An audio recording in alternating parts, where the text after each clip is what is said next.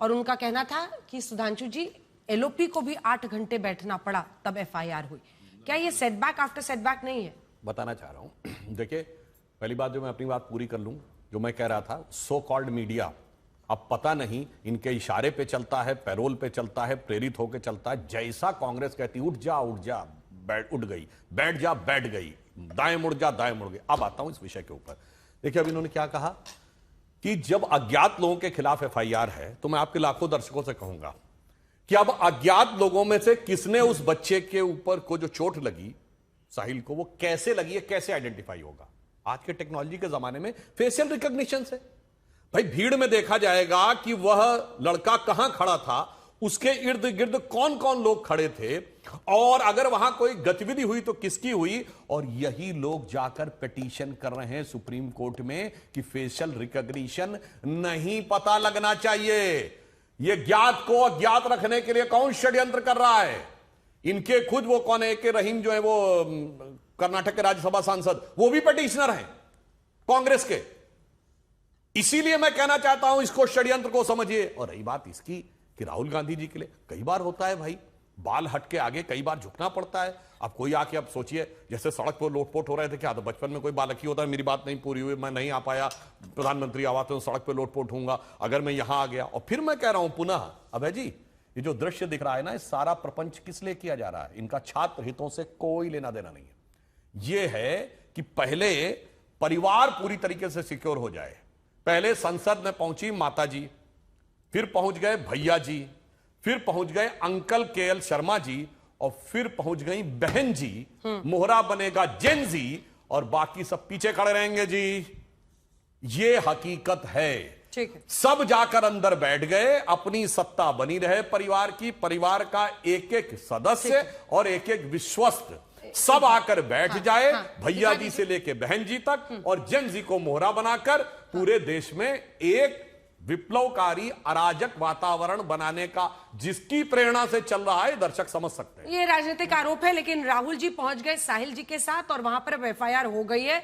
जल्दी से दोनों सहयोगी हमारे साथ जुड़ गए हैं, राहुल गौतम और अमित भारद्वाज। अमित, जल्दी से एक रिएक्शन वहां से, क्योंकि राहुल गांधी कांग्रेस पार्टी इसको बड़ी जीत बता रही है, और एफआईआर की कॉपी भी आ गई है आज तक के पास। हम ये एफआईआर आपको दिखा रहे हैं जिसमें अज्ञात लोगों के खिलाफ ये एफआईआर दर्ज की गई है, और लगभग 8 घंटे राहुल गांधी साहिल के साथ वहां पर मौजूद रहे, और उसके बाद ये जाकर एफआईआर दर्ज हुई है मंदिर मार्ग थाने में। एफआईआर की कॉपी सबसे पहले हम आपको दिखा रहे हैं अमित, और राहुल गांधी कह रहे हैं कि आखिरकार मानना पड़ा, और उन्होंने ये भी कहा कि भाई मंदिर मार्ग थाने में, देश की राजधानी में, सबसे सेंट्रल इलाके में एक एफआईआर दर्ज कराने में इतनी दिक्कत होती है, तो बाकी भारत में क्या होगा?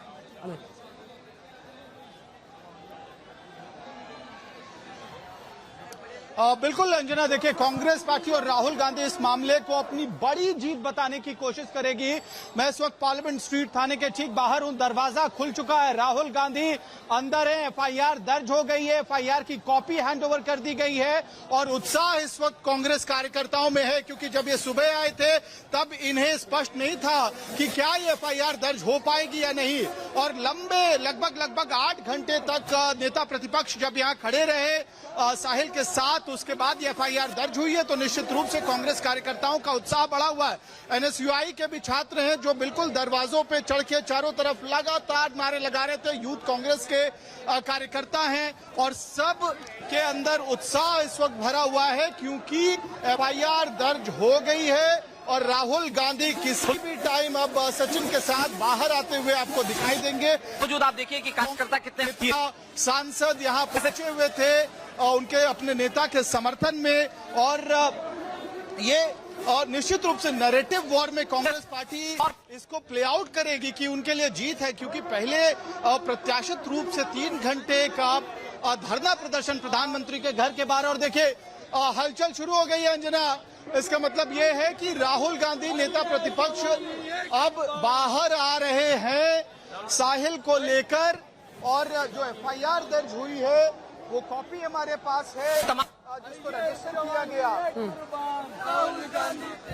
तो आज की तारीख में एफआईआर दर्ज हुई है, और बाहर नारे लग रहे हैं राहुल गांधी के।